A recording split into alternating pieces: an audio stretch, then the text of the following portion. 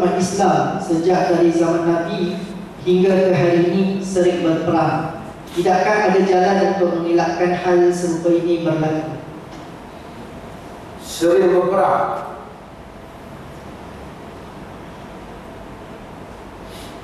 Pertama, satu undang-undang alam. Agak bukan kata Islam, Kristian dalam sejarah dia perang. Kristian tak. Sampai hari ini dia perang Kristian. Tu dia masuk Afghanistan, dia masuk perang. Islam dalam sejarah dia, perang bukan tujuan. Nabi kata wala tatamannu liqa al-adu fa idza laqitumuhum fasbutu. Jangan kamu bercita-cita mencari musuh, kalau kamu jumpa dia kamu sabar. Nabi tak suka berperang. Cuma Islam tak kata kalau orang bunuh kita sabarlah, alhamdulillah, syukur. Dia tak kata. Jadi bila ada orang yang lancar untuk memerangi Islam, umat Islam dia react. Maksudnya dia kena defend themselves. Dia harus defend themselves. Oleh kerana itu berlaku jihad dan seumpamanya. Satu peperangan itu kita tak petikan. Kemudian peperangan yang lain yang berlaku daripada itu kerana kepentingan, Islam tak iktiraf. Dia bukan peperangan dalam Islam. Bukan saja di kalangan orang Islam berlaku, dan Muslim pun berlaku.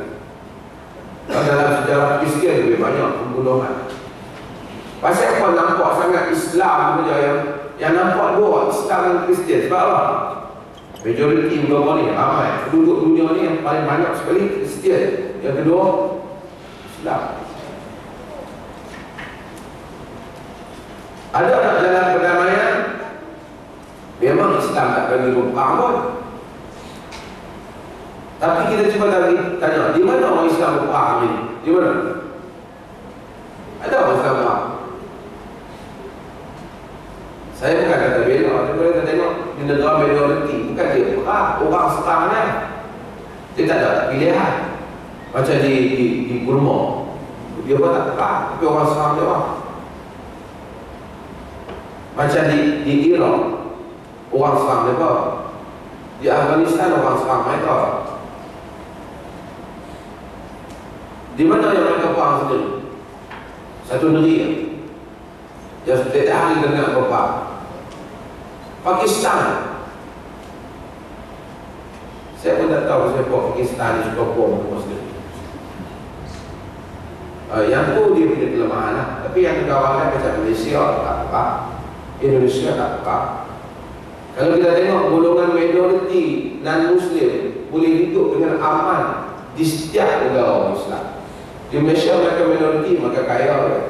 Di Indonesia mereka minoriti, mereka kaya. Tak ada masalah pun. Tapi kita walaupun kita tahu ada kelemahan komuniti Islam, tapi di Myanmar kita orang Islam minoriti, mereka diperangi. Di Thailand mereka minoriti, mereka diperangi. Di Bosnia dulu minoriti diperangi. Tapi di Egypt ada masalah pergaduhan dulu, tapi berapa lama dah 1400 tahun Kristen Koptik di Egypt, mereka tak dipaksa masuk. Walaupun Arab Mesir kan, mereka tak masuk Islam. Betul ya ada Kristen Koptik. Mereka kaya pun, boleh bekerja sama orang Islam. So saya ingat boleh dengar Zakir naik negara, bukan sebenarnya orang Islam juga. Okay.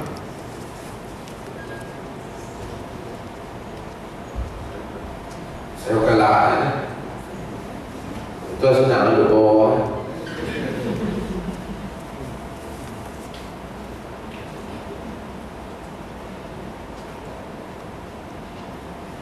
Nabi personally commanded the master of the Jewish tribe Bani Quraiza involved in women and children. Appreciate you penjelasan.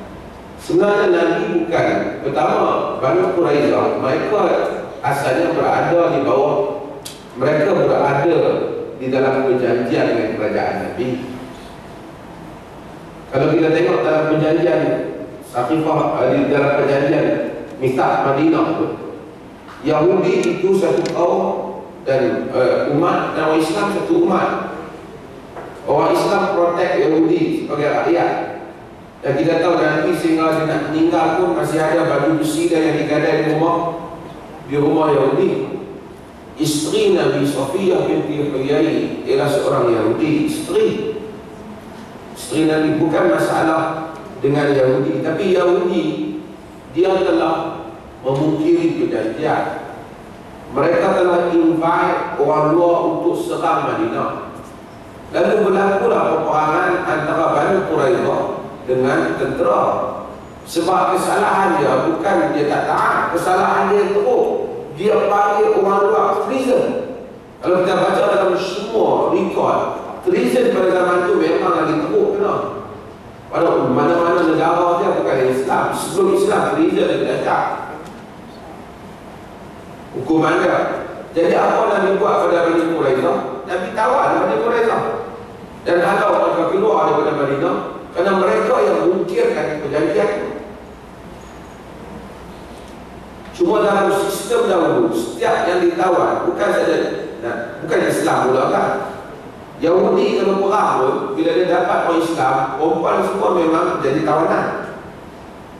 Cuma Islam tak pernah akan seksa tawanan. Jadi dalam kes Bani Quraidah memang ya, Nabi serang tentera Islam tawan mereka disebabkan kerana pengkhianatan mereka terhadap perjanjian yang dibuat antara mereka dengan Nabi SAW. Bukan Nabi suruh bunuh. Islam kata waqatilu fi sabilillah alladhina yuqatilunakum wa la ta'tadu innallaha la yuhibbul mu'tadin. Perangilah orang-orang yang memerangi kamu pada jalan Allah. Perangilah pada jalan Allah orang-orang yang memerangi kamu. Jangan kamu melampau. Allah tak suka orang yang melampau. Tak ada kemelampauan dalam peperangan. Sebab itu binti Huyai itu Nabi tawan Yahudi Safiyah binti Huyai. Mula-mula Safiyah binti Huyai ini ditawan dia Huyai bin Akhtar ni, anak dia anak bangsawan Yahudi. Nabi bagi kepada Dihyah ibn Khalifah Al-Kalbi. Dihyah ibn Khalifah Al-Kalbi ini sahabat yang handsome. Kadang-kadang Nabi hantar dia untuk hantar surat. Dihyah ibn Khalifah Al-Kalbi Nabi bagi kepada dia Safiyah sebagai hamba sebab dia ada tawanan hak. Orang Yahudi mai jumpa Nabi, wahai Muhammad, dia kata, janganlah bagi Safiyah kepada rakyat tentera biasa. Kalau pun nak tawar Safiyah ni, dia anak bangsawan Yahudi, ambillah kepada engkau, wahai Muhammad. Jadi Nabi panggil Dihyah, Nabi tukar dengan kawanan wanita yang lain.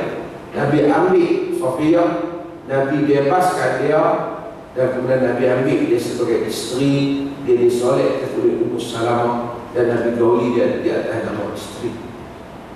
Dan dia diberi. Ada soalan? Jangan menunjukkan pukul 12. Ya. Dalam hadis bila dua orang Muslim berselisih, yang dibunuh dan dibunuh ke neraka, bagaimana peperangan yang berlaku Siffin, Jamal dan sebagainya, kedudukan mereka yang dibunuh?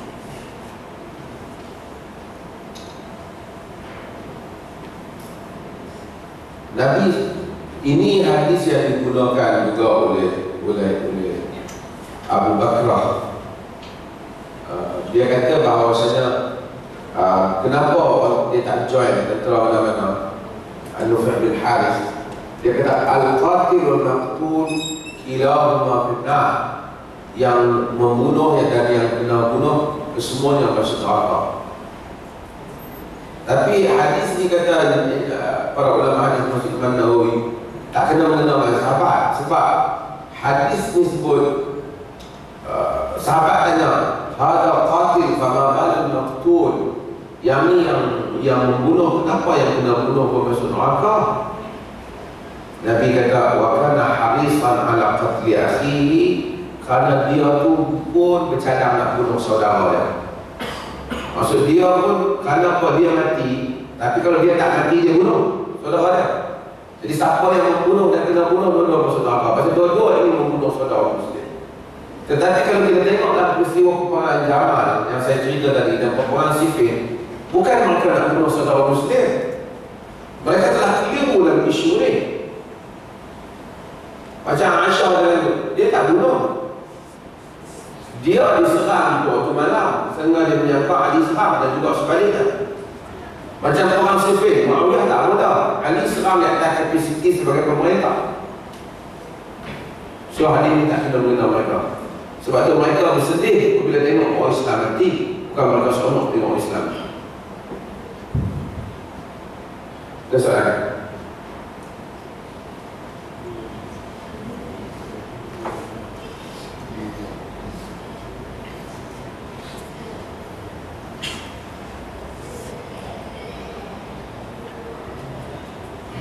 Doktor sering diundang ke Singapura untuk memberi ceramah. Bolehkah doktor memberi kuliah bulanan kerana berkuliah itu lebih berkesan untuk membina umat yang mengikut Al-Quran dan Sunnah? Tak larat tu. Saya kira main tak larat, ini penting. Memang saya tahu kuliah lebih bermanfaat daripada kuliah macam dewan macam ni bagus kan. Tapi ni kuliah petang kan. Saya ingat tajuk dia heavy sikit kan. Tajuk dia heavy sikit. Macam malam tadi ramai. Dulu saya bagi ceramah umum sikit ramai. Tapi tajuk ni bukan semua boleh kecap. Anyway, nanti Syekh Ismail kena macam. Okay, ada soalan? Biar ada soalan. Assalamualaikum Ustaz. Bagaimana kalau Bu semua ahli rumah disuruh menjaga rumah tangga, tapi ibu dan bapa tidak main peranan sehingga orang luar sering mengganggu dan anak tuanya tahu bisa membela diri, tapi sering itu difitnah. Dan kita berada di fitnah gila, sedangkan orang selalu mengganggu, kita diserang, orang itu yang gila, bukan? Jadi bagaimana kalau kita difitnah gila? Sedang kita tahu mereka adalah pengaku yang hanya ingin memperalat pada kita. Bukan karena Allah, bukan karena kami. Dan anak perempuan mengucap saya sangat, pertama saya membela keluarga. Bagaimana kalau saya difitnah, sedangkan saya membela diri dan keluarga menghantam saya? Tolong Ustaz. Terima kasih. Assalamualaikum. Nah, pertama kalau ada lelaki dalam keluarga, lelaki kita jadi protector pada keluarga. Soal maruah, pride, dignity, lelaki jadi pelindung. Sebab itu ada bab dalam fiqh dia panggil bab siyal, kitab siyal. Siyal bermaksud kita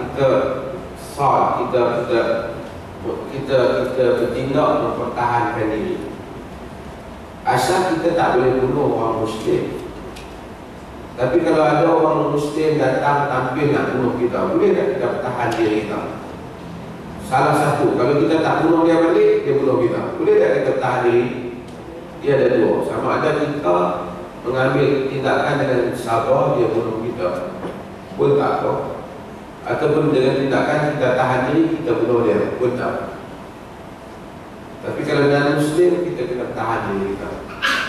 Okey. Tapi kalau kita ada family, kita wajib tahan diri. Family tak apa, kita leka. Tak apalah biar ada orang belah. Kita mesti tahan. Pasal family aman. Diri kita mungkin kita tak mau bunuh dia. Kalau kau nak bunuh aku, aku tak mau. Macam anak ada, dia sabar antara Qabil dan Habil. Kita mau Israeliat, Qabil dan Habil. Dia sabar. Dia tak mau bunuh saudara lagi. That's okay. Tapi kalau kita ada family, kita kena bertahan family. Kita tak boleh pihak orang jemaah family. Tapi pastikan kita berada di pihak yang benar. Kita berada di pihak yang benar. Kalau orang fitnah keluarga kita, kita kena pergi jawab fitnah itu, lindungi keluarga kita. Kalau kita sebagai lelaki, kalau tak ada, setiap orang kena bela bangun diri. Kalau dia tak mampu, dia kata seperti Aisyah, Wallahu musta'an ala ma tasifun. Allah Ta'ala lah yang menolong di atas apa yang kamu simpan. Karena hidup ni ada kala kita rasa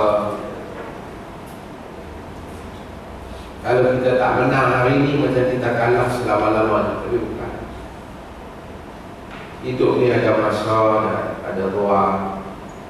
Ramai banyak perkara yang bila kita bergantung kepada Allah, nampak macam kita tewas di saat ini. Tapi tidak dalam masa jangka masa panjang kalau kita di pihak yang benar. Kadang-kadang orang menjadi Nabi pun orang fitnah. Nabi baik ya. Kita nak jadi Nabi tak ada hari dia orang kata. Tapi Nabi tak ada pasal Nabi Yusuf tak ada pasal kita kenal. Saudara mama dia sendiri. So, tapi akhirnya keadaan berubah. Sebab itu surah Yusuf full surah. Allah Ta'ala kata ahsanul qasas. Sebaik-baik surah. Kerana dia cerita from the beginning of the story sehingga yang akhir. Kenapa? Semua rentetan bagaimana orang hidup dari kecil berbesar fitnah. Pada hari fitnah, orang ambil umur dan telaga, kemudian dijual di Mesir, jadi hamba orang, nampak macam tak ada harapan kan? Tapi akhirnya dia jadi Raja Muda Mesir. Nama dia diangkat, keluarga dia dimuliakan, family dia datang. Hidup insya-Allah bergantung pada Allah. Kalau kita boleh elak, kenapa kita elak? Kita boleh protect, kita protect. Tapi dunia bukan berakhir hanya dengan satu fitnah orang. Terima kasih banyak. Saya tengok pengusi tak sabar. Saya pun tak sabar. Wassalamualaikum warahmatullahi wabarakatuh. Terima kasih doktor atas ulasan dan perbincangan kita pada hari ini.